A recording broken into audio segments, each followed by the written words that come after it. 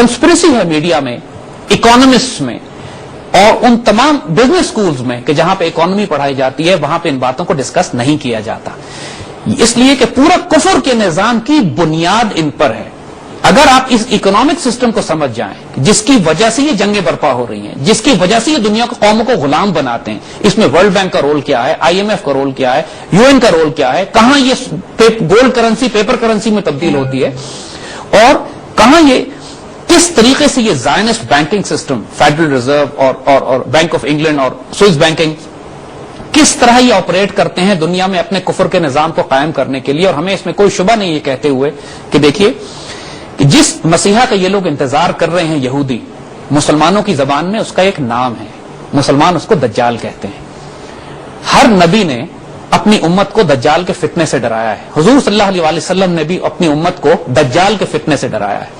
ये जो निजाम कायम हो रहा है, ये जो ग्रेटर इसराइल और उसके बाद पूरी दुनिया में अपना निजाम कायम करके लोगों पर गलबा और लोगों पर कब्जा करना चाहते हैं और उनको गुलाम बनाना चाहते हैं, ये बुनियादी तौर पर दज्जाल का एक निजाम है। हम ये सिर्फ गुस्से में या सिर्फ जज्बात में आके ये बात नहीं कर रहे, हम आपको साबित करेंगे इनके अपने ही बैंकिंग सिस्टम से कि किस तरह एंटी क्राइस्ट या दज्जाल या ये फिरौन का ये निजाम जो इन्होंने कायम किया है, ये इनके लिए कितनी बड़ी मजहबी अहमियत है इनकी नजर में कि इस निजाम को कायम करना। अब जो कुछ हम आगे बात करेंगे वो हैरानकुन भी है, खौफनाक भी है और टू बी ऑनेस्ट दहशतज़दा करने वाला भी है।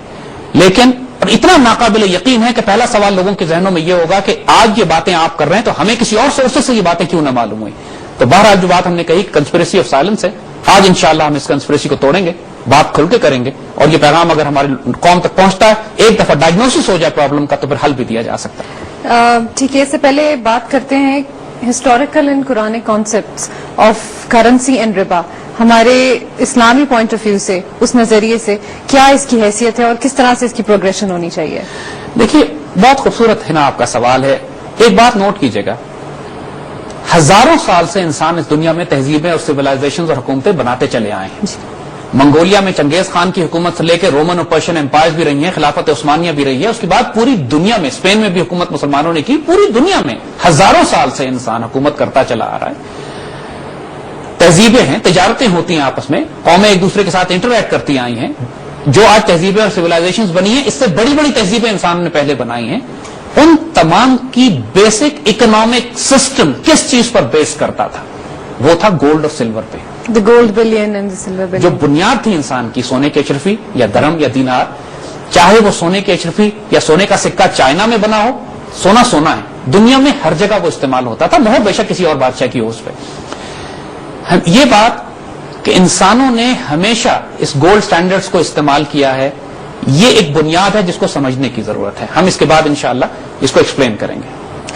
जी जैद साहब, वापस आते हैं तो फिर इसी टॉपिक को यहाँ से कंटिन्यू करते हैं। अभी आपने छोड़ा है गोल्ड एंड सिल्वर बिलियन पे, वापस आके इसी बारे में बात करेंगे। हम मिलते हैं ब्रेक के बाद।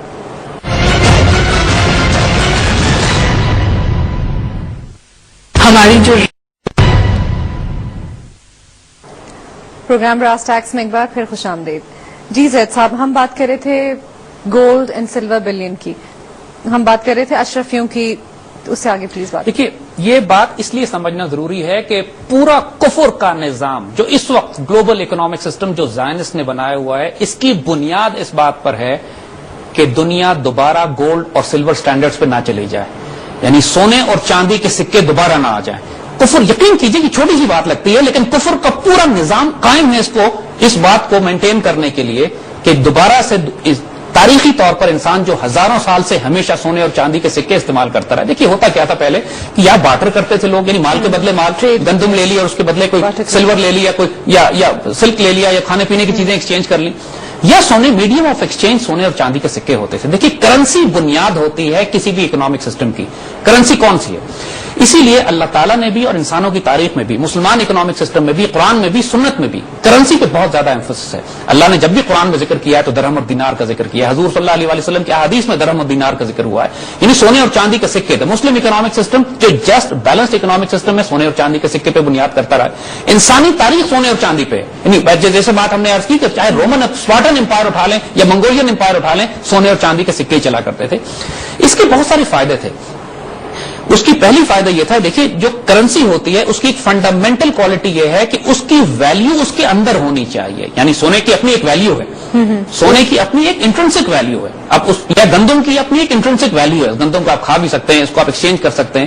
اس سونے کے سکے کے، چاندی کے سکے کی اپنی ایک ورتھ ہے جو دنیا میں قابل قبول ہے. تو ہوتا یہ تھا کہ ایک انسان آزاد ہوا کرتے تھے جب وہ سونے اور چاندی کے سکوں میں ڈیل کرتے تھے، کیونکہ چین سے ایک آدمی چلا ہے، اس نے اپنے سونے کے سکے ساتھ رکھے، اب وہ یورپ میں بھی جا کے تجارت کرتا ہے تو وہ آزاد ہے. دنیا میں ہر جگہ اس کی کرنسی ایکسپٹ ہوتی تھی. یہ نہیں ہوتا تھا کہ چین کا ایک آدمی یا یورپ میں بیٹھا ہوا ایک بینکر جو ہے وہ چین کی پوری قوم کو غلام بنا لے. یہ پاسبل نہیں تھا اس اکنامک سسٹم میں. یہ پاسبل نہیں تھا کہ پاکستان کے اندر بیٹھا ہوا کوئی شخص تجارت کرے تو نیو یارک میں بیٹھا ہوا یہودی اس میں سے اپنا حصہ نکال لے.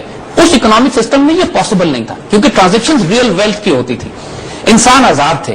ایک انسان اپنی دولت لے کے رکھ لے، سونے کے سکے کو زمین میں دبا دو، 100 سال کے بعد نکالو تو سونے کا سکہ ہے وہ. تو یہ ٹرانسفربل ویلتھ تھی، اس کو ڈی ویلیو نہیں کیا جا سکتا تھا، اس کو ڈیپریشیٹ نہیں کیا جا سکتا تھا، اس کی ایک حیثیت تھی. یعنی یہ ساری فنڈامنٹل کوالٹیز ہوتی تھی ایک سونے اور چاندی کے سکے میں، جس کی وجہ سے اسٹیبل اکنامک سسٹمز تھے. اگر کوئی بادشاہ مارکیٹ میں دولت لانا بھی چاہتا تھا تو اس بادشاہ کو کہیں سے کھود کے ڈھونڈ کے لا کے تلاش کر کے سونا پیدا کرنا پڑتا تھا. نہیں تھی، اس طرح نہیں تھا کہ بے درے دولت مارکیٹ میں ڈال دی جائے. دشمن کا ملک اگر کوئی آپ کی کرنسی پیدا کرنا چاہتا تھا تو اس کو بھی سونے کے سکے ہی بنانے پڑتے تھے. یہ نہیں ہوتا تھا کہ وہ کوئی ردی کاغذ چھاپ کے کہیں سے لے آئے اور آپ کے بینک نوٹس کاپی کر لیں. یعنی کہنے کا مقصد یہ ہے کہ دنیا کا سب سے اسٹیبل اکنامک سسٹم، ایسا اکنامک سسٹم جس کے اندر انفلیشن نہ ہو، ایسا جس کے اندر انٹرنسک ویلیو کرنسی کی ہوتی کہ جب آپ نے کچھ سے کوئی کموڈٹی لی ہے، کوئی چیز کسی انسان سے لی ہے تو اس کے بدلے جو آپ نے دیا ہے اس میں بھی ویلیو ہونی چاہیے. اسی لیے اللہ تعالیٰ نے قرآن میں تجارت کو حلال قرار دیا ہے، ربا کو حرام قرار دیا ہے. کیونکہ ربا اس زمانے سونے اور چاندی کے سکوں کے دور میں بھی ربا کا نظام یا سود کا نظام، ربا یا سود کا نظام چلا کرتا تھا. کس کو کہتے ہیں ربا؟ دیکھیے کہ مثال کے طور پہ ایک انسان کو آپ نے 100 روپے قرض دیا یا 100 اشرفی قرض دی اور جواب میں آپ نے اسے کہا کہ اوور پیریڈ آف ٹائم 120 یا 130 اشرفیاں تم سے واپس کریں. جس کو ہماری اردو میں سود کہتے ہیں، انٹرسٹ اس کو، یا اس کو عربی میں اس کے لیے ٹرم ربا ہے. قرآن نے لفظ ربا استعمال کیا. ظاہر سود فارسی کا لفظ ہے، ربا عربی کا ہے، ہمارے اردو میں سود استعمال ہوتا ہے، لیکن یہ انٹرمنگل ٹرم ہے، ایک ہی معنی ہے ان کا. تو ہم سود استعمال کریں گے یا ربا استعمال کریں، it means the same thing. اب یہ اس سونے اور چاندی کے اکنامک سسٹم پر ربا کا نظام اس وقت بھی قائم تھا. یعنی اس وقت بھی کوئی سود خور یہودی ایسے ہوا کرتے تھے. قرآن کے نے کثرت سے استعمال کیا. قرآن نے خاص طور پہ جو یہودیوں پر ڈیفائن کیا ہے اس میں ان کے اکنامک ٹرانزیکشنز کو کثرت سے استعمال کیا. قرآن نے بہت زیادہ ہمیں تعارف کروایا اس بات کا کہ سمجھنے کی کوشش کرو کہ یہودی اکنامک ٹرانزیکشنز کیسے کرتے ہیں. یعنی وہ یہ کہتے ہیں کہ تجارت بھی سود کی طرح کی ایک چیز ہے، تو اللہ نے تجارت کو حلال قرار دیا، سود کو حرام قرار دیا ہے، اور سود کھانے والوں کے خلاف اللہ اور اس کے رسول صلی اللہ علیہ وسلم نے اعلان جنگ کیا ہے. یعنی یہ سوچنے کی بات ہے کہ کیا وجہ ہے کہ ربا کے نظام کے خلاف اللہ اور اس کے رسول صلی اللہ علیہ وسلم کا اعلان جنگ ہے. اعلان جنگ یا تو اللہ تعالیٰ نے سورہ توبہ میں مشرکین کے خلاف کیا ہے، یا اعلان جنگ کھلم کھلا حرب من اللہ و رسول کے الفاظ استعمال ہوئے ہیں جو سود اور ربا کا کاروبار کرتے ہیں. یعنی ایک لمحے کے لیے سوچنے کی ضرورت ہے کہ ایسی کون سی خوفناک بات ہے. اور دوسری جگہ اللہ نے فرمایا کہ سود اور ربا کا کام کرنے والے ایسے ہیں جن کو شیطان نے چھو کے باولا کیا ہوا، یا تخبط الشیطان من المس، یعنی شیطان ان کو چھو کے دیوانہ کر دیتا ہے، پاگل کر دیتا ہے. یعنی they are mad people. اتنے ایمفیسس سے بات کیے. سو اس لیے ہم ایمفسائز کر رہے ہیں اس بات پہ کہ یو نیڈ ٹو انڈرسٹینڈ کہ سود اور ربا کا جو نظام قائم ہوا ہے، جس کی بنیاد پر آج یہ گلوبل اکنامک سسٹم جو کہ دجال کا نظام ہے، جو کہ زائنسٹ قائم کرنا چاہتے ہیں، جو پری ریکویسٹ ہے ان کی اس گلوبل گریٹر اسرائیل اسٹیٹ بنانے کے لیے، اور جس کے نتیجے میں اسرائیلی ریاست سے بیٹھ کے ان کا ارادہ یہ ہے کہ پوری دنیا پر قبضہ کر کے اکنامک انسلیومنٹ اور اس کے بعد فزیکل انسلیومنٹ اس قوم کو کریں گے. اس لیے یو نیڈ ٹو انڈرسٹینڈ کہ تاریخی طور پر سود اور ربا کا نظام اور کرنسی کا کانسیپٹ کیا تھا، اور اس کو انہوں نے کس طرح مینوپولیٹ کیا پچھلے 150 سال میں، کہ وہاں سے لے کر آج جو نظام آپ دیکھتے ہیں وہ یہاں تک کیسے پہنچا. ڈیفیکلٹ کانسیپٹس ہیں، ہم تیز نہیں جائیں گے، ہم اس میں آہستہ بات کریں گے، لیکن you need to understand this very concept. جو بریف کرتے ہیں کرنسی کو سمجھیے پہلے. Base concept is currency. Currency تاریخ انسانی میں ریئل ویلتھ ہوتی تھی. جب ٹرانزیکشن کرتے ہیں آپ کسی مال کسی چیز کا، تو جو آپ چیز دیتے ہیں اس کی اپنی ویلیو ہونی چاہیے. کیش کا مطلب یہ ہے کہ آپ اس کو مال کے بدلے مال دیں یا اس کو سونے اور چاندی کے سکے دیں. یہ اکنامک سسٹم سٹیبل ہوتا ہے. اس کو سمجھیے گا، ہم اس کو بلڈ کر کے پھر آگے آئیں گے کہ کہاں سے وہ اکنامک سسٹم جو سونے اور چاندی کے سکے پہ تھا یہ وہاں سے نکل کر آج کیسے پہنچا. جب یہ بات ہو رہی ہے تو ذہن میں یہی سوال آتا ہے کہ where did this paper money concept then come from, its origin اور اس کی ماڈرن شیپ کیا ہے. تو اس کے بارے میں ذرا تھوڑا سا ہمیں بتائیں. میں آپ کو پہلے جنرل کانسیپٹ دیتا ہوں اس سے پہلے کہ فزیکلی جو باتیں ہم کریں گے اس کی فزیکل مثالیں آپ کو اپنے آس پاس دیں گے. پہلے جنرل کانسیپٹ ایک سمجھ لیجیے. دیکھیے مثال کے طور پر ایک معاشرہ ہے جس کے اندر لوگ سونے اور چاندی کے سکے استعمال کرتے ہیں, جس طرح دنیا میں ہمیشہ ہوتا ہے. اس معاشرے میں ایک شخص نے اپنی دکان کھولی جس کو نام رکھا اس نے بینک, اور اس نے آ کے لوگوں سے یہ کہا کہ تم سونے اور چاندی کے سکے لے کے پھرتے ہو, تمہیں دقت ہوتی ہے, لوگ لوٹ لیتے ہیں, تکلیفیں ہوتی ہیں, تم ایسا کرو کہ سونے اپنا لا کر میرے پاس جمع کرا دو اور میں تمہیں اتنے سونوں کی رسید ایشو کر دیتا ہوں. یعنی 100 سیف ڈپازٹ, تم مجھے 100 اشرفیاں دو, میں تمہیں رسید دے دیتا ہوں 100 اشرفیوں کی. تم نے مجھے 50 اشرفیاں دو, میں تم کو رسید دے دیتا ہوں, تم آپس میں تجارت رسیدوں پہ کر لو. اور یہی ہونا شروع ہو گیا کہ جب لوگوں کو اطمینان ہو گیا کہ یہ بینک بنا ہوا ہے, اپنی اشرفیاں انہوں نے بینک میں جمع کرا دی, رسیدیں لے لی. اب ایک کانسیپٹ میں آپ کو بتاؤں, 100 اشرفیاں اگر بینک میں رکھی ہیں, 100 رسیدیں مارکیٹ میں چل رہی ہیں تو بالکل ٹھیک ہے. جس آدمی کو ضرورت ہے وہ بینک کے پاس اپنی رسید لے کر آتا تھا, اپنی اشرفیاں لیتا تھا اور چلا جاتا تھا. آسانی ہے, یہاں تک تو بڑی آسانی ہے. پھر یہ ہوا کہ جس شخص نے بینک بنایا تھا اس نے یہ دیکھا کہ یہ لوگ جو ہیں یہ آپس میں اتنے خوش ہیں رسیدوں سے کام کرنے میں کہ کوئی آتا نہیں ہے سونا لینے کے لیے میرے پاس. تو چونکہ اس کے پاس اختیار تھا رسید ایشو کرنے کا, تو سونا اس کے پاس 100 روپے کا تھا, رسیدیں اس نے 1000 روپے کی ایشو کرنا شروع کر دی. اب یہ جو 900 روپے کی فالتو رسیدیں اس نے ایشو کی ہیں کہ جعلی رسیدیں ہیں. اگر اس کو ذہن میں رکھیے گا ذرا, یہاں پہ بینکنگ سسٹم شروع ہو رہا ہے. Try to understand this. اگر 100 روپے کا سونا اس کے بدلے 100 روپے کی رسید ہے تو وہ رسید تو ٹھیک ہے کیونکہ اس کے پیچھے سونا موجود ہے. جب اس نے یہ دیکھا کہ کوئی آدمی سونا لینے نہیں آ رہا ہے اور رسید جاری کرنے کا اختیار بھی اس کے پاس ہے, تو اس شخص نے جعلی طریقے پہ فراڈ کر کے 900 روپے کی فالتو رسیدیں جاری کر کے مارکیٹ میں چھوڑ دی. لوگوں کو تو نہیں پتا کہ اس کے پیچھے سونا موجود ہے یا نہیں ہے, لوگ ان رسیدوں کو استعمال کرنے لگے. تیسرا سٹیپ اس نے کیا کیا, اس نے یہ دیکھا کہ چونکہ رسیدیں ہی مارکیٹ میں چل رہی ہیں, اس نے یہ سونا لیا اور غائب کر دیا. اب جو رسیدیں ہیں 1000 روپے کی جو رسید مارکیٹ میں چل رہی ہے وہ تمام جعلی رسیدیں ہیں کیونکہ ان کے پیچھے جو سونا ہے وہ غائب ہو چکا ہے. سر صاحب بہت انٹرسٹنگ کانسیپٹ بیان کریں آپ, لیکن وقت ہو ایک بریک کا. ہم ابھی حاضر ہوتے ہیں بریک کے بعد.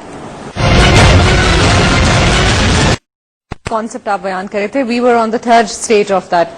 جی اب دیکھیے جو بات ہم نے پچھلے سیگمنٹ میں کہی کہ بنیادی طور پر اگر ان رسیدوں کے پیچھے سے سونا غائب کر دیا جائے تو وہ رسیدیں اب جعلی رسید ہے, فیک رسید سے, کیونکہ پیچھے سونا نہیں ہے اور لوگوں کو پتا نہیں ہے. لوگ اس لیے استعمال کر رہے ہیں ان رسیدوں کو آپس میں کہ جو چیزیں خریدنی ہوتی ہیں وہ رسید دیتے تھے اس ایزمپشن پہ کہ اس کے پیچھے سونا موجود ہے, لیکن ان کو یہ نہیں معلوم کہ جو سود خور بینکر بیٹھا ہوا تھا وہ سونا لے کر غائب ہو چکا. جس دن لوگوں کو پتا چل گیا اس دن وہ بھاگیں گے اپنے پیسے لینے کے لیے. جو اشرفیاں رکھوائی تھی انہوں نے, اشرفیاں وہاں ہوں گی نہیں, نتیجتاً پورا سسٹم کولیپس کر جائے گا. یہ کہانی نہیں ہے. 15ویں صدی میں, 16ویں صدی میں, 17ویں صدی میں, 18ویں صدی میں پورے یورپ میں کثرت سے یہودی سود خور یہی طریقہ اختیار کرتے ہیں. میں آپ سے یہ پوچھنے لگی تھی کہ یہ پورا سینیریو جو آپ نے ڈیولپ کیا یہ ہائپوتھیٹیکل ہے یا ہسٹوریکل ہے؟ یہ ریئل ہے. ہوتا یہ تھا کہ پورے یورپ میں یہودی سود خور جگہ جگہ جا کے اپنی دکانیں لگاتے تھے اور لوگوں اور وہ ایشو کرتے تھے رسیدیں اور لوگوں سے کہتے تھے سونا ہمارے پاس رکھوا دو. آپ نوٹ کریں کہ اسی زمانے میں انشورنس شروع کی انہوں نے, اسی زمانے میں انہوں نے یہ بینکنگ سسٹم شروع کیا جو بیسک تھا. ایک آدمی بڑا ٹریڈر بزنس مین آتا تھا, لوگوں سے کہتا تھا سونا میرے پاس رکھو رسید لے جاؤ, اور لوگ رسیدوں میں کاروبار کرتے تھے. اس کی بڑی لمبی تاریخ ہے جو 15ویں, 16ویں, 17ویں, 18ویں صدی سے وہ تمام جو کہ امپیریل ایج ان کی بنتی ہے, کولونیل ایریا جو ہے اس کے اندر ہی کثرت سے یہ چیزیں استعمال ہوتی تھی. اور ہوتا یہ تھا کہ ہر تھوڑے عرصے کے بعد ایک بینک کولیپس کرتا تھا. بینک کولیپس کرنے کا مطلب یہ ہے کہ وہ شخص سونا لے کے غائب ہو جاتا تھا, ڈیفالٹ کرتا تھا, اور لوگ رسیدیں جن کی رسیدیں ہوتی تھی, جنہوں نے اپنے اکاؤنٹ رکھوائے ہوتے تھے, وہ پاگل ہو جاتے تھے, بینکرپسی ہوتی تھی, دوائی مر جاتی تھی. یہ کانسیپٹ آغاز تھا ماڈرن بینکنگ کا. ہم کیس اسٹڈی لیں گے صرف امریکہ کی, کیونکہ امریکن کیس اسٹڈی اس لیے کہ US ڈالر اور فیڈرل ریزرو کی طرف آئیں گے. دنیا کی سب سے بڑی کرنسی اس وقت چونکہ ڈالر ہے, لہذا صرف ایک مثال سے آپ کو پوری دنیا کا نظام سمجھ میں آ جائے گا. 1870, 80, 90 وغیرہ میں امریکہ میں یہ کثرت سے ہو رہا تھا کہ پرائیویٹ بینکس تھے جو لوگوں کا سونا اپنے پاس رکھتے تھے اور اس کے مقابلے میں ان کو امریکن ڈالر یعنی رسید جو ہے بنیادی طور پر پیپر کرنسی جو ہے بنیادی طور پر وہ رسید ہوا کرتی تھی اس سونے کی جو بینک میں رکھا ہوا ایکنالجمنٹ ہوتی تھی. بینک نوٹ یہاں سے نکلنا شروع ہوئے جس کو بینک نوٹ کہتے ہیں. نوٹ بینک جاری کرتا ہے, یعنی اس امریکہ میں چھوٹے چھوٹے کئی بینک تھے جو انہوں نے کام کرنا شروع کیا. کہ جس طرح ہم نے آپ کو بات بتائی کہ امریکہ میں جب امریکہ بنا تقریباً 150-200 سال پہلے, اس وقت سونے اور چاندی کے سکے وہاں چلا کرتے تھے. امریکہ میں بھی یعنی برٹش امپائر سونے اور چاندی کے سکے استعمال کرتا تھا. برٹش اسٹرلنگ پاؤنڈ ایک سکہ ہوا کرتا تھا, گولڈ کوائن, بڑا اس کا ویلیو ہوا کرتی تھی. اور ساتھ ساتھ بینک آف انگلینڈ نے بھی یہی کیا جو امریکن بینکوں نے کیا کہ انہوں نے اسٹرلنگ پاؤنڈ کا نوٹ بھی نکالا, یعنی اور لیکن they were as good as each other, اس لیے کہ آپ نوٹ استعمال کریں یا سونے کا سکہ استعمال کریں, انٹرچینجبل سے پرابلم کوئی نہیں تھی, بینک ایکسچینج کرتا تھا. یہ گولڈ بیکڈ کرنسی تھی, یعنی اس کو کہتے ہیں اکنامک سسٹم جو گولڈ بیکڈ ہے, جس کی بنیاد پر سونا موجود ہے. 19ویں صدی میں پورے امریکہ میں سونے کا نظام تھا, کرنسی سونے کی ہوا کرتی تھی. کئی بینک امریکہ میں اس طرح کے بنے کہ جنہوں نے لوگوں سے پیسے لیے, لوگوں سے سونا لیا, رسیدیں ایشو کی, اور رسیدیں بینک ایشو کرتا تھا, دوسرے لفظوں میں رسیدیں چھاپا کرتے تھے, نوٹ چھاپتے تھے, نوٹ چھاپ کے دیتے تھے لوگوں کو, اور لوگ اپنے پاس لا کے ان کو پیسے رکھواتے تھے. پھر وہی سلسلہ شروع کر دیا جو کہ ہم نے پہلی مثال میں آپ کو دی تھی کہ انہوں نے دیکھا کہ جب سونا 100 روپے کا ہمارے پاس رکھا ہوا ہے تو یہ رسیدیں 1000 روپے کی نکال دیا کرتے تھے, کیونکہ دیکھتے تھے معلوم کسی کو ہوتا نہیں تھا. پھر اچانک کسی کو خیال آتا تھا, کسی آدمی کو, کہ یار جو رسیدیں ان کے پاس ہیں, آؤ اپنے پیسے سونا لینے چلتے ہیں, اور اگر 800 آدمی اپنا سونا لینے پہنچ جائیں تو سونا تو وہاں 100 کا رکھا ہوا, رسیدیں 1000 کی ہیں. نتیجہ یہ ہوتا تھا بینک کولیپس ہو جاتا تھا. اس کو انگریزی میں ایک اصطلاح ہے رن آن دا بینکس, جسے آج بھی اصطلاح استعمال ہوتی ہے. ابھی 2 مہینے پہلے انگلینڈ میں ایک بینک کولیپس ہوا ہے ناردرن راک کا, ایگزیکٹلی اس کے ساتھ بھی یہی ہوا ہے کہ لوگ اپنے پیسے لینے گئے, وہاں پیسے ہی نہیں تھے. نتیجہ یہ ہوا کہ بینک کولیپس کر گیا. یہ سلسلہ جو 200 سال پہلے شروع ہوا تھا آج بھی جاری ہے. ناردرن راک 2 مہینے پہلے کولیپس ہوا ہے. اس پروسیس کانسیپٹ یہی ہے کہ بینک اپنے سونے سے زیادہ رسیدیں ایشو کرتے تھے. جب کئی بینک اس طرح کولیپس ہونا شروع ہوئے امریکہ میں, کیونکہ سود خور کی, چونکہ یتخبط الشیطان من المس ہے, کیونکہ شیطان نے چھو کے باولا کیا ہوا ہے اس کو, سود کھانے کا ان کو شوق ہے. زیادہ سے زیادہ قرضہ یہ اس لیے دیتے ہیں کہ زیادہ سے زیادہ سود ان کو ملے. انسانوں کا خون چوسنا ان کی خصلت اور فطرت میں ہے. یہ اپنے آپ پہ قابو نہیں رکھ سکتے اس بات پہ کہ ہم اس نظام کو سٹیبل رہنے دیں. انٹرنسکلی انسٹیبل سسٹم ہے کہ جب آپ سونا رکھ لیں گے اور زیادہ رسیدیں ایشو کریں گے تو جب لوگ اپنا سونا لینے کے لیے آئیں گے تو بینک کولیپس کر جائے گا. ہر 20-30 سال بعد امریکہ میں کئی بینک کولیپس کر رہے تھے. یہ 19ویں صدی کے آخر کی بات. نتیجہ یہ ہوا کہ یہ سارے پرائیویٹ بینک اکٹھے ہوئے اور 1913 میں انہوں نے فیصلہ کیا کہ ہم سارے جو دہشت گرد گنڈے موجود ہیں, ہم سارے جو لوگوں کا پیسہ ہڑپ کر جاتے ہیں, تھوڑے تھوڑے عرصے بعد ہم میں سے ایک مارا جاتا ہے, کیونکہ ہم اپنی عادت سے باز تو آئیں گے نہیں. تو ایسا کرتے ہیں کہ ہم مل کر ایک بڑا بینک بناتے ہیں, ایک بڑا بینک جس کا کام یہ ہوگا کہ ہم میں سے کوئی بینک اگر تباہ ہونے لگے تو وہ بڑا بینک اس کو فنڈ کر کے اس کی مدد کرے گا اور اس کو بچائے گا, بیک اپ کے طور پر. 15 یا 16 پرائیویٹ بینکوں نے مل کر ایک بڑا بینک امریکہ میں بنایا, اور گیس کریں گے اس کا نام کیا رکھا؟ Federal reserve, you S federal reserve. اور یہ بات ذرا کان کھول کے ہوش سے سنیے گا, U S federal reserve private bank ہے, امریکن حکومت اس کو اون نہیں کرتی.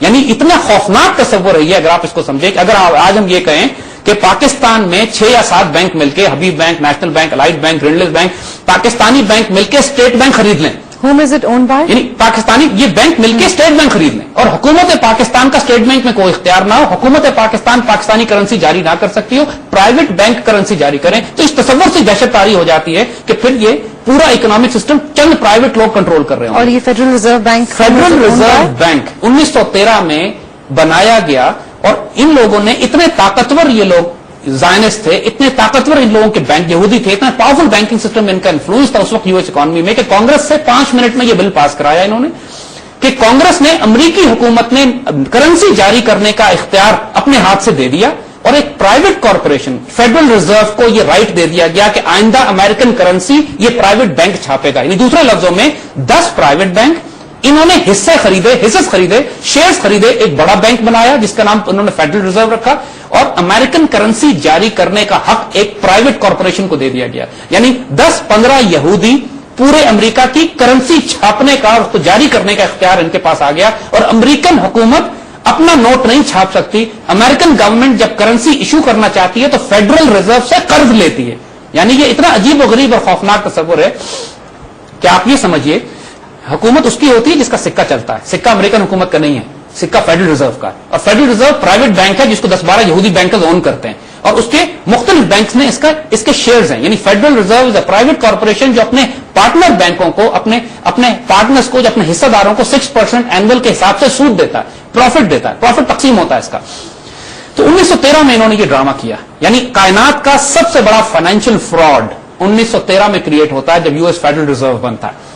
اس وقت بھی حال یہ تھا کہ اب جو بینک کولیپس ہوتا تھا، جو میں نے پہلے بات عرض کی کہ یہ بینک اپنی رسیدیں اپنے سونے سے زیادہ رسیدیں جاری کر دیا کرتے تھے، جب یہ کولیپس کرتے تھے تو فیڈرل ریزرو، چونکہ انہوں نے سارا کنٹریبیوٹ کر کے فیڈرل ریزرو بنایا تھا، فیڈرل ریزرو اپنی قوم کو تسلی دیتا تھا کہ فکر نہ کرو، میں پیچھے کھڑا ہوں، اگر کوئی بینک کولیپس بھی کر گیا تو تمہارے پیسے میرے پاس محفوظ ہیں. یہ تسلی امریکی قوم کو دینا ضروری تھی تاکہ ان کا یہ بینکنگ اور سودی نظام قائم رہے، کیونکہ ورنہ ایک ایک کر کے یہ بینک کولیپس ہو جاتے تھے کچھ عرصے کے بعد.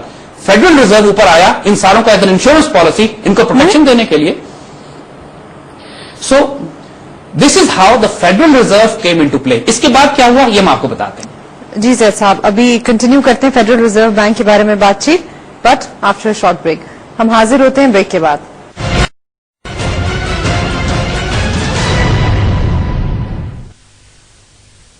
Welcome back once again after the break. جی Zaid sahab, federal reserve bank and you are telling us how it's privately owned. دیکھیے ہم ایک بات بڑی انٹرسٹنگ ہے یہاں پہ کہ فیڈرل ریزرو تو بنایا پرائیویٹ یہودیوں نے. یہ ہیں کون لوگ؟ یہ کون لوگ ہیں جن میں اتنی طاقت ہے کہ انہوں نے امریکن گورنمنٹ سے وہ حق چھین لیا کہ امریکن گورنمنٹ اپنی کرنسی جاری نہیں کر سکتی، اور امریکی حکومت کو جب $1 بھی چاہیے ہوتا ہے تو وہ قرض لیتی ہے پرائیویٹ یہودی بینکروں سے. اور صرف وہ یہودی نہیں ہیں، ان میں نیوکونس، زائنسٹ بھی ہیں. یہ وہ یہودی، وہ عیسائی یا وہ لوگ کہ جو یہودی تو نہیں ہیں لیکن یہودیوں کے ایجنڈے پہ ہیں. ان کے لیے ایک نام ہے، یہ نام، یہ وہ لوگ کہ جنہوں نے اس پوری یو ایس بینکنگ سسٹم اور کارپوریشن کو بنایا اور پوری دنیا میں ان کا نظام پھیلا ہوا ہے، ان کو فری میسنز کہتے ہیں. فری میسن سوسائٹی ایک، اگر آپ ڈکشنری اٹھا کے دیکھیے تو اس میں بھی لکھا ہوا ہے کہ it's a brotherhood of secret society. I'm sure a lot of people are familiar with the name. Freemasons. لیکن لوگوں کو یہ نہیں معلوم ہے کہ امریکن بینکنگ سسٹم پر فری میسنز کا انفلوئنس کتنا ہے. فری میسنز آج کل کے سیاسی زائنس سے پہلے ایک وہ گروپ تھا جس نے راہ ہموار کرنے کے لیے کئی 100 سال کام کیا ہے. ان کی بنیاد کروسیڈ سے شروع ہوتی ہے، یعنی صلیبی جنگوں میں جو ٹیمپلر اور ہاسپٹلر نائٹس ہیں وہ بنیادی طور پر فری میسنز تھے.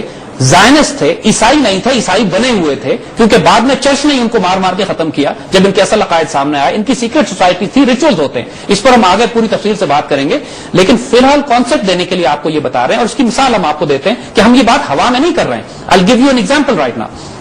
آپ امریکن $1 بل اٹھا کے دیکھیے، یو ایس $1 بل آپ اٹھائیے اور اس کو الٹا کر کے دیکھیے کہ اس کی بیک پہ تصویر کیا بنی ہوئی ہے. یہ ایک مہر بنی ہوئی ہے جس کو سیل آف یونائٹڈ اسٹیٹس کہتے ہیں. میں آپ سے ایک سوال کرتا ہوں، دنیا کی جس ملک کی آپ کرنسی اٹھا لیجئے، پاکستان کی کرنسی اٹھائیے، اس پر جو تصویریں بنی ہوتی ہیں ان کا تعلق پاکستان سے ہوتا ہے. انڈیجنس اپنے ملک کی تصویریں، سعودی عرب کی کرنسی اٹھائیے، افغانستان کی اٹھائیے، ایران کی اٹھائیے، اس پہ اپنے ملک کی کرنسی کی تصویریں چھاپتے ہیں. وہ امریکہ کا $1 نوٹ دنیا کی واحد کرنسی ہے جس پر احرام مصر بنا ہوا ہے، اور اس احرام مصر کے اوپر ایک عجیب و غریب آنکھ بنی ہوئی ہے. ذرا اس بات کو نوٹ کیجیے کہ احرام مصر کا امریکن ڈالر سے کیا تعلق واسطہ ہے. ایک بات یاد رکھیے گا، جو بات ہم نے پہلے کہی تھی آپ سے، کہ یہ فری میسنز اور زائنسٹ ایک انتہائی شدید مذہبی عقیدہ ہے جس کی بنیاد یہودیت پہ ہے. ان کے آئیڈیل موسیٰ علیہ السلام نہیں ہیں، ان کے آئیڈیل فرعون ہیں.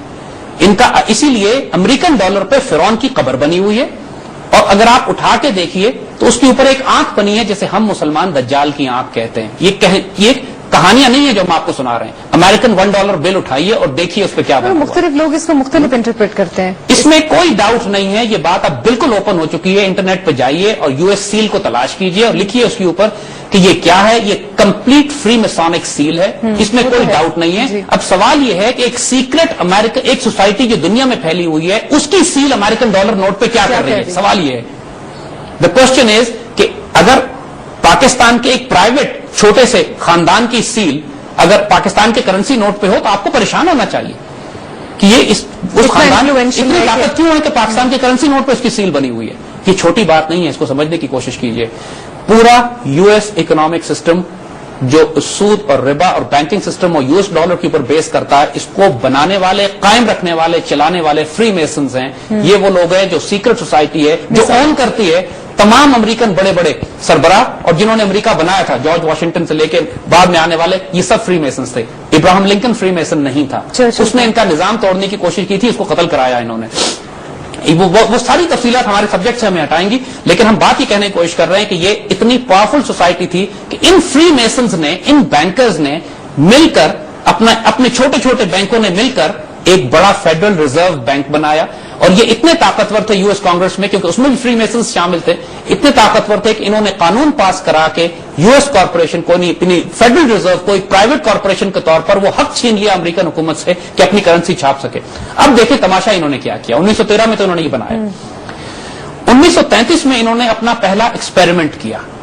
پہلا ایکسپیریمنٹ انہوں نے یہ کیا کہ انہوں نے پوری امریکن قوم میں قانون پاس کر دیا کہ امریکن قوم اب سونے کے سکے، سونے اور چاندی کے ڈالرز نہیں استعمال کر سکتی، اور جو استعمال کرے گا اس کو $10,000 جرمانہ اور کئی سال جیل۔ لہذا پوری امریکن قوم اپنے سونے کے سکے لا کے فیڈرل ریزرو میں جمع کرائے، اور اس کے بدلے اس کو رسیدیں ایشو کی جائیں گی، یعنی اس کو American note, currency note issue کیا جائے گا۔ Was this in 1933? 33 اور ایگزیکٹلی اسی وقت بینک آف انگلینڈ نے بھی یہی کیا، بینک آف انگلینڈ نے بھی یہی کیا، انگلینڈ میں سارے اپنے سائملٹینیس، کیونکہ ملے وہ سسٹم ایک ہی ہے، نظام ان کو پوری دنیا میں اپنا ایک بہت بڑا نظام قائم کرنا تھا، اس کی تیاری ایکسپیریمنٹ کے طور پہ انہوں نے 1933 میں امریکہ سے شروع کی۔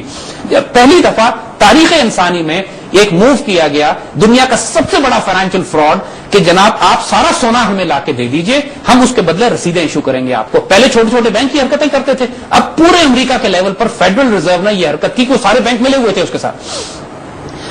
1933 میں $20 an ounce سونے کی قیمت تھی، یعنی ایک سکہ سونے کا جو $20 کا تھا، اس کی قیمت انہوں نے $20 an ounce کے مقابلے پہ اس کی قیمت تھی۔ تو فیڈرل ریزرو نے لوگوں سے سونا خریدنا شروع کیا $20 an ounce کے اوپر، تو پوری امریکن قوم نے اپنا سونا حکومت کو بیچ دیا، اور اس کے بدلے $20 an ounce کے لحاظ سے انہوں نے کرنسی نوٹس لے لیے۔ اچھا، تھوڑے عرصے کے بعد ہی ایک تماشا کیا امریکن حکومت نے۔ امریکن حکومت نے کہا جی اب ہم دوبارہ آپ کو اجازت دیتے ہیں کہ آپ سونے کے سکے استعمال کریں، اور اب ہم آپ کو وہی سونے کا سکہ $35 کا بیچیں گے، زیادہ میں بیچ، یعنی دوسرے لفظوں میں ایک سال کے اندر امریکن کرنسی 41% ڈی ویلیو کر دی گئی۔ یعنی وہی لوگ اپنے جب $20 کا نوٹ لے کر بینک میں آئے ہیں، تو بینک نے ان کو $20 کا سونے کا سکہ دینے کے بجائے آدھا سکہ ان کو دیا، یعنی آدھا سونا لوگوں کا وہی غائب ہو گیا۔ اپریشیٹ کر گیا۔ یہ بات سمجھنا اس لیے ضروری ہے کہ یہ ایکسپیریمنٹ کر کے دیکھا انہوں نے پہلے کہ کیا قوم، اگر ایک نظام کے تحت ہم پوری قوم کو بیوقوف بنائیں تو قوم بیوقوف بنتی ہے، امریکن بیوقوف بنے۔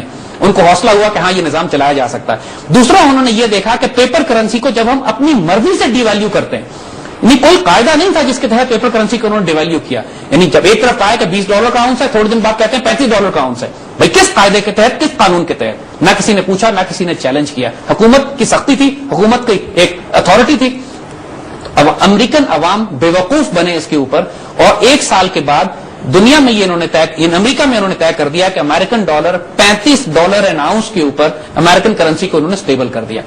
یہ دوسری جنگ عظیم سے پہلے کا وقت ہے۔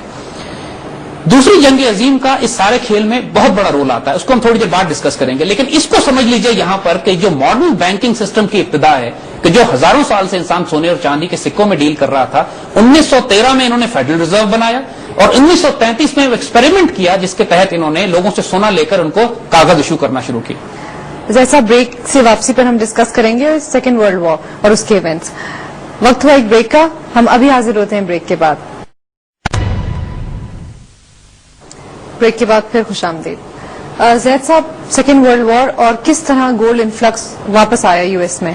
دیکھیے، جو بات ہم نے آپ کو کہی تھی کہ یہ نظام امریکہ میں انہوں نے 19ویں صدی کے آخر سے شروع کیا تیار کرنا، 1913 میں فیڈرل ریزرو بنایا، اور 1913 میں انہوں نے وہ اختیار امریکن حکومت سے چھین لیا کہ جس کے تحت امریکن حکومت کرنسی جاری کر سکتی تھی، یعنی کرنسی اب پرائیویٹ گروپ آف بینکرز جاری کرتے تھے، امریکن حکومت اس سے قرض لیتی تھی۔ اگلا سٹیپ ان کا یہ تھا کہ پورے امریکہ سے سونا گھسیٹ کے اپنے قبضے میں کیا، وہ انہوں نے 1933 میں کیا۔ وہ تب قانون یہ بنا دیا کہ امریکہ آپ سونا نہیں رکھ سکتے ہیں، سارا سونا لیا اپنے پاس لے لیا۔ اس کے بعد لوگوں سے اگین جیسے کہا کہ 41% ڈی ویلیو کر کے لوگوں کو سونا آفر کیا، لیکن لوگ کرنسی استعمال کرتے رہے، وہی رسیدیں استعمال کرتے رہے، سونا کون لے کے پھرتا؟ آہستہ آہستہ سونے کو انہوں نے کہا کہ فیڈرل ریزرو کے سٹاکس میں، بینکوں میں سونا رکھا جائے گا، لوگ کرنسی استعمال کریں گے۔ ان کا امریکہ کی حد تک پلان پورا کامیاب ہو چکا تھا 1934 تک، یعنی امریکہ کے سونے پہ قبضہ کر لیا انہوں نے، امریکن حکومت سے نوٹ چھاپنے کا انہوں نے اختیار لے لیا، اپنے پاس سونے کے ریزرو بنا لیے، فیڈرل ریزرو بنا لیا جس کے نیچے چھوٹے چھوٹے بینک تھے، وہ چھوٹے بینک امریکن قوم کو سود پہ قرضہ دیتے تھے، اور فیڈرل ریزرو امریکن حکومت کو قرضہ دیتی تھی، یعنی وہ کرنسی جو خود امریکن قوم کی ہے، وہ امریکن قوم نہیں چھاپ سکتی، لیکن ان کی حکومت قرض لیتی ہے فیڈرل ریزرو سے، اور اس کے بعد خرچ کرتی ہے، اور پھر فیڈرل ریزرو کو سود پہ ادائیگی کرتی ہے جس کے لیے اپنی قوم کو نوچتی ہے وہ، یعنی کمال دیکھیں اس اتنے بڑے فراڈ کا، دنیا میں اس سے بڑا فراڈ نہیں بنا آج تک کہ جو فیڈرل ریزرو اور امریکن حکومت اور امریکن گورنمنٹ اور امریکن عوام کے درمیان انہوں نے یہ نظام قائم کیا ہے. 1913 میں اس کا آغاز ہوا، 1933 تک امریکن قوم ختم ہو چکی تھی، پوری امریکن قوم پر فیڈرل ریزرو قبضہ کر چکا تھا، جو کہ چند فری میسونک یہودی زائنسٹ بینکرز ہیں جو کنٹرول کرتے ہیں. ان لوگوں نے پھر پلان کیا کہ ہمیں پوری دنیا سے سونا گھسیٹنا ہے، اور اس کام کے لیے جنگیں بڑی کام آتی ہیں. آپ کو سیکنڈ ورلڈ وار کی ہسٹری میں یہ بات ملے گی کہ کس طرح ہٹلر کو انہوں نے فائنانس کیا، کس طرح انہوں نے جنگیں برپا کرنے کے لیے انہوں نے فائنانسنگ کی دونوں طرف. یہ تاریخ بہت لمبی طویل ہسٹری ہو جائے گی، ہم صرف شارٹ بات کرتے ہیں کہ آپ یہ نوٹ کریں اگر ایک بات کہ دنیا میں صرف 2 جگہیں ہیں جہاں پہ سونے کے ذخائر پڑے ہوئے تھے، لیکن یورپ میں بھی اور امریکہ میں بھی، لیکن وہاں جنگیں نہیں ہوئی. ایک سوئٹزرلینڈ میں اور ایک امریکہ میں. یعنی ساری دنیا، یورپ کا سونا جواہرات جنگیں پورے یورپ میں آگ لگی ہوئی تھی، لیکن جرمنی سے لے کر تمام مخالفین تک جو آپس میں لڑ رہے تھے، سوئٹزرلینڈ میں ایک جنگ نہیں ہوئی. سوئٹزرلینڈ کے بینکر سونے کے ذخائر جمع کر رہے تھے، حالانکہ جس ملک میں دولت ہو اور اس کے آس پاس جنگ ہو رہی ہو سب سے پہلے تو وہاں حملہ کرنا چاہیے، لیکن کسی نے وہاں حملہ نہیں کیا. ریزن بینگ کہ وہ فائنینسیئرز تھے، وہ ہر طرف پیسہ رکھ بھی رہے تھے، لوگ ان کے پاس جمع بھی کروا رہے تھے اپنی جنگ سے گھبرا کر. اور امریکہ کے بینکرز نے یہ کیا کہ جو پوری وار ایفرٹ تھی اس کو فائنانس کیا امریکنز نے، پوری یورپین وار ایفرٹ کو، اور یورپ کے ہر ملک سے جو پیمنٹ لی ہے انہوں نے وہ کرنسی میں نہیں لی، سونے میں لی. یعنی نتیجہ یہ ہوا سیکنڈ ورلڈ وار کا جو فائدہ یہودیوں کو ہوا ہے وہ ناقابل بیان ہے. پہلے تو انہوں نے 60 لاکھ یہودیوں کی کہانی بنائی، جس کی وجہ سے انہوں نے دنیا میں اتنا پروپیگنڈا کیا کہ لوگوں کی ہمدردیاں ان کے ساتھ ہوئی، اور انہوں نے اسرائیلی ریاست کے قیام کرنے کے لیے بنیاد بنائی. دوسرا، انہوں نے پورے یورپ کو تباہ کر دیا کہ جس کو کنسٹرکشن کرنے کے لیے پیسہ اور فنڈنگ فیڈرل ریزرو نے کرنی تھی. یعنی جتنا فیڈرل ریزرو قرضہ دیتا یورپ کے ممالک کو، اتنا ہی فیڈرل ریزرو کو سود ملتا. اور جو پوری دنیا اور خاص طور پر یورپ کے مالدار ملکوں کی دولت تھی اور سونا تھا، وہ تمام کا تمام اس قرضے کی ادائیگی اور قیمتوں کے جواب میں وہ سارا سونا امریکہ پہنچنا شروع ہو گیا. سیکنڈ ورلڈ وار کے آخر تک حال یہ تھا کہ دنیا کے 80% سونے کے ذخائر دنیا سے نوچ نوچ کے امریکن فیڈرل ریزرو میں پہنچ چکے تھے. یعنی اس خوفناک گیم پلان کو اب یہ پورے یورپ تک پھیلا چکے تھے، جو انہوں نے 1913 میں فیڈرل ریزرو سے شروع کیا تھا. سیکنڈ ورلڈ وار کے آخر تک انہوں نے جب سونا بھی حاصل کر لیا، اور اب اس نظام کو انہوں نے پوری دنیا پہ پھیلانا تھا، اور اس کے لیے ایک ایگریمنٹ انہوں نے کیا جس کو بریٹن ووڈ ایگریمنٹ کہتے ہیں. یعنی یہ وہ ایک نظام ہے جس میں انہوں نے یونائٹڈ نیشن سے قیام عمل میں لائے، جس کے لیے ورلڈ بینک بنایا گیا، جس کے لیے IMF بنایا گیا، انٹرنیشنل مانیٹری فنڈ. پرٹیکولرلی ایک ایسا ادارہ انہوں نے بنایا جس کا مقصد یہ تھا کہ یہ قانوناً IMF کے پوائنٹس میں، چارٹر میں یہ لکھا ہوا ہے کہ دنیا کا کوئی ملک گولڈ کرنسی نہیں استعمال کر سکتا، اور نہ کوئی ایسی کرنسی استعمال کرے گا جس کی پشت پر سونا موجود ہوگا. ان لوگوں نے پورے یورپ کی، چونکہ کرنسی تو ختم ہو چکی تھی، جنگ کی وجہ سے وہ حکومتیں ہی تباہ ہو گئی تھی، سونا پیچھے تھا نہیں، سونا یہ امریکہ اٹھا کے لے گئے تھے سارا، تو ردی کاغذ تھی کرنسیز ان کی ساری. یعنی جیسے ہم نے پہلے مثال دی نا آپ کو کہ جب سونا پیچھے سے غائب ہو جائے تو وہ رسیدیں جو ایشو کی ہوئی ہیں وہ جعلی رسیدیں. بریٹن ووڈ ایگریمنٹ میں انہوں نے فیصلہ کیا کہ اب چونکہ اپنے نظام کو پھیلانا اور چلانا ہے، لوگوں کا اعتبار بھی قائم رکھنا، ایک دھوکہ، ایک فراڈ، ایک سامری کا جادو ہے جو انہوں نے بنایا. سامری نے بھی یہی کیا تھا کہ پوری قوم کا سونا گھسیٹ کے ان کو ایک پتلا بنا کے دے دیا جادوئی، اور کہا کہ اس کو پوجو. ان لوگوں نے بھی یہی کیا ہے کہ پوری دنیا سے سونا گھسیٹ کے اکنامک سسٹم کا ایک بت بنا کے دے دیا لوگوں کو کہ یہ تمہارا خدا، اس کو پوجو. یہ یورپ اور امریکہ کے اندر یہ نظام انہوں نے سیکنڈ ورلڈ وار تک قائم کر دیا تھا. اس کو دنیا میں پھیلانا تھا، جس کے لیے IMF کی ضرورت تھی ان کو. بنیادی طور پر IMF ان کے وہ انسٹیٹیوشنز ہیں اور ورلڈ بینک جس کے ذریعے انہوں نے اپنے اس سود کے نظام کو، ربا کے نظام کو پوری دنیا میں پھیلانا. یہ سمجھنا تاریخی طور پر اس لیے ضروری ہے کہ اب آپ کو سمجھ میں آئے گا کہ یہ نظام کام کس طرح کرتا ہے. How did that happen? Europe تو سونا نکل گیا، انہوں نے قرضے دینے شروع کیے. دنیا میں بریٹن ووڈ ایگریمنٹ میں انہوں نے یہ فیصلہ کیا کہ تمام دنیا کی کرنسیز کے پیچھے ڈالر ہوگا. یعنی ڈالر کے ساتھ ایک ایکسچینج ریٹ لگا دیا انہوں نے. فار ایگزامپل 2 پاؤنڈ کا $1 ہوگا یا 50 روپے کا $1 ہوگا. اور ڈالر کے پیچھے ڈالر بینگ دی پیگ کرنسی، یعنی ڈالر کے پیچھے سونا. یعنی آپ $35 لے کر آئیں تو آپ کو سونا ملے گا، آپ کو سونا ملے گا، لیکن ڈائریکٹلی کوئی کرنسی سونے کے بیکنگ نہیں ہے اس کی. یعنی گولڈ سٹینڈرڈ دنیا کی کرنسی سے ختم کر دیا، صرف ڈالر کے پیچھے گولڈ سٹینڈرڈ تھا. یعنی ابھی تک انہوں نے اپنا سسٹم جو ہے پوری طرح قبضہ نہیں کیا تھا. 45 تک یہاں پہنچے تھے وہ، کم از کم ڈالر کے پیچھے انہوں نے سونا رکھا تھا. لیکن حال وہ انہوں نے کر دیا کہ وہی بات ہے، اگر 100 روپے کا سونا تھا تو رسیدیں انہوں نے لاکھ روپے کی جاری کرنا شروع کر دی. سیکنڈ ورلڈ وار کے بعد پورے یورپ کو تعمیر و ترقی کے لیے قرضوں کی ضرورت تھی، اور اب نارملی ہوتا یہ ہے کہ جب آپ اپنے ملک میں زیادہ کرنسی چھاپ دیں تو اس کو انفلیشن کہتے ہیں، یعنی مال کم ہے، پیسے زیادہ آ گئے، قیمتیں بڑھ جاتی ہیں. مہنگائی بڑھ گئی. انہوں نے بحری جہاز بھر کے ڈالر چھاپنے شروع کیے اور اس کو پوری دنیا میں بھیجنا شروع کیا. اپنے ملک میں تو استعمال نہیں ہو رہے تھے. نتیجہ یہ ہوا کہ امریکن اکانومی میں اس کی مہنگائی اور انفلیشن کا فرق نہیں پڑا اور پوری دنیا کو انہوں نے مقروض کرنا شروع کر دیا سیکنڈ ورلڈ وار کے بعد، قرضے دے دے کر. چونکہ برٹن ووڈ ایگریمنٹ کے تحت یہ طے ہو چکا تھا کہ ہر کرنسی کے پیچھے ڈالر ہوگا اور ڈالر کے پیچھے سونا ہوگا، لہذا پوری دنیا ڈالر طلب کر رہی تھی، ڈالر کی طلب تھی. یہ جاتے تھے ڈالر میں قرضے دیتے تھے، ہر ملک اپنے پاس ڈالر جمع کر رہا تھا. دوسرا کام انہوں نے یہ کیا کہ دنیا کی تمام بڑی بڑی ٹریڈ وہ انہوں نے کہا آپس میں آپ ڈالرز میں کریں گے، خاص طور پہ آئل، انرجی. دنیا کی تمام 2 بڑے آئل ایکسچینج انہوں نے بنائے، ایک نیو یارک میں ایک لندن میں، جس کی ٹریڈنگ ڈالرز میں ہونی تھی. یعنی پوری دنیا کو اگر تجارت کرنے کے لیے ڈالر چاہیے تھا، and dollar was as good as gold, even better than gold, کیونکہ سونا تو سنبھال کے رکھنے کے پیسے لگتے ہیں، ڈالر اگر آپ اپنے پاس رکھیں اور بینکوں میں رکھیں تو اس کا آپ کو سود بھی ملتا تھا. تو یہ ایکسپیریمنٹ انہوں نے، یہ ایک نظام سیکنڈ ورلڈ وار کے بعد اب پوری دنیا میں انہوں نے پھیلانا شروع کیا کہ اسٹارٹنگ فرام یورپ کو اربوں ڈالر انہوں نے بحری جہاز بھر کے لٹرلی انہوں نے قرضے دیے، چونکہ یورپ تو تباہ ہو چکا تھا. اب اس کی ادائیگی میں سونا یہ پہلے لے جا چکے تھے، اب یورپ کام کر کر کے یہ سود ان کو واپس بھیج رہا تھا. اب ایک بات آپ ذہن میں رکھیے گا، یہ قرضہ امریکن حکومت یورپ کو نہیں دے رہی تھی، فیڈرل ریزرو یورپ کو دے رہا تھا امریکن حکومت کے ذریعے. یعنی فیڈرل ریزرو 6% سود کے اوپر یا 10% سود پہ امریکن حکومت کو دیتا تھا، امریکن حکومت 20% سود پہ آگے یورپ کو دیتی تھی. یعنی یہ سود در سود کا نظام، اور بینیفٹ کس کو ہو رہا تھا؟ جو یورپ جو سود، پورا یورپ جو سود ادا کرتا تھا اس کا بینیفٹ فیڈرل ریزرو کے یہودی بینکرز کو ہوتا تھا. سر صاحب پروگرام کا وقت ختم ہو چکا ہے. I'm sure it's very interesting discussion, ہمارے دیکھنے والوں کو بھی بہت گرپنگ لگ رہی ہوگی اس وقت. میں خود جاننا چاہتی ہوں اس کے بارے میں، اور لیکن ہر بار کی طرح پروگرام کا وقت اب ختم ہو چکا ہے.